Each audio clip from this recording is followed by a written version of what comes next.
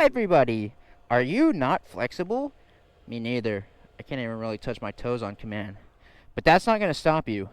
That's not going to stop you from learning Podium today. What's Podium, you ask? Well, it's this. And up through that. Alright, just cut to a clip of me doing it just now. Right there in the video. Oh, you're gay. Let's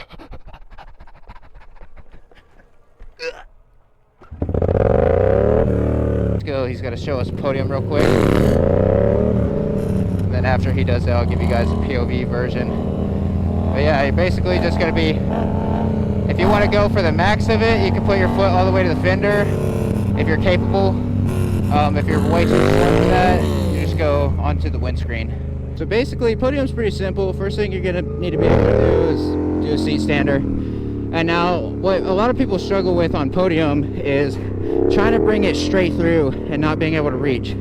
So what you need to do when you go for a Podium is you actually need to turn your legs sideways like that. And that's what's going to let you get through the bars a whole lot easier, even if you're not that flexible.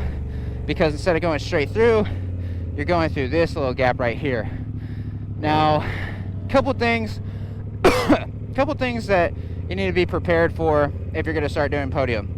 One, the reason I have an ignition relocation for my key is because if it were right here, there's a possibility that in certain tricks like Podium or high chair or whatever, I could kick the key off. Now with the risers being here, it's pretty unlikely, but on the way out of it, it's possibly more likely than on the way up through it.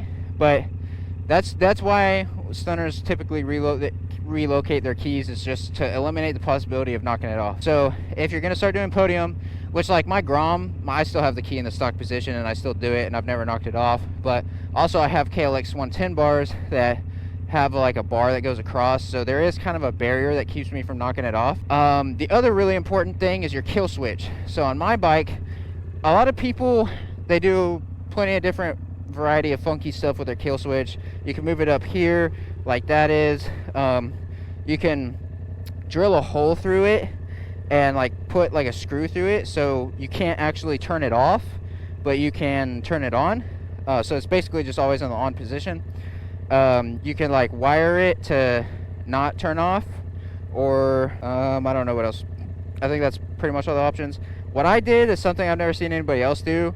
I kind of noticed that there's really no way I could hit that with my throttle thing being there and my brake being in the way. So I'm able to, with my finger, it took a long time to get used to, but I can click it on and off just with my finger. It's funky for a long time and it throws everybody else off, but I'm used to it now.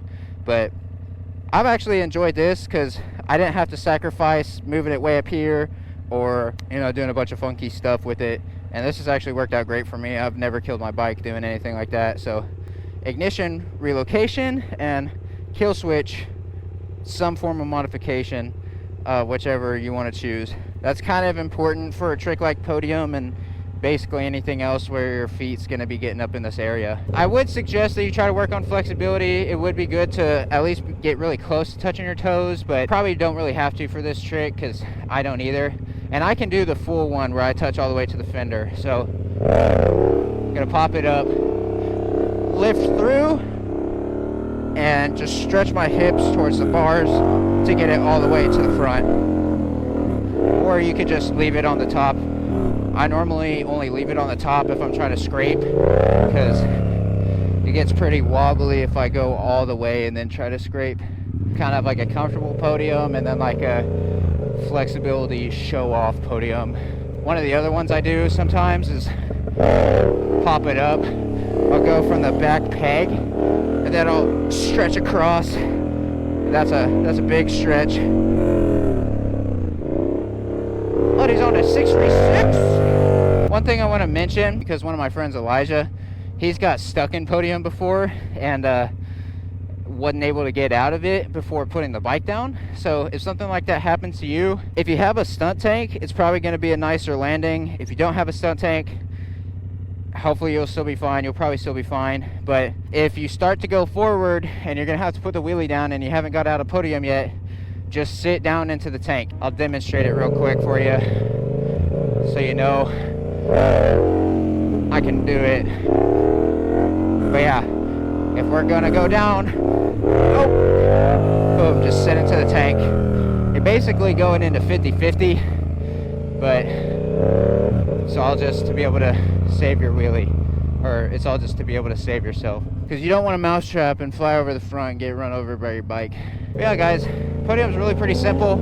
It's kind of just one of those things you're gonna have to practice. The biggest tip that helped me be able to do it though was just knowing you bring your leg sideways and up through that, and then it's really not too hard. One last tip: if you commit to it and you try to just get through it fast, it's most likely going to be easier than if you try to go real slow through it as you're learning. Now that I'm used to a trick like that, I can go through it real slow, but it probably will benefit you to just, you know, send it.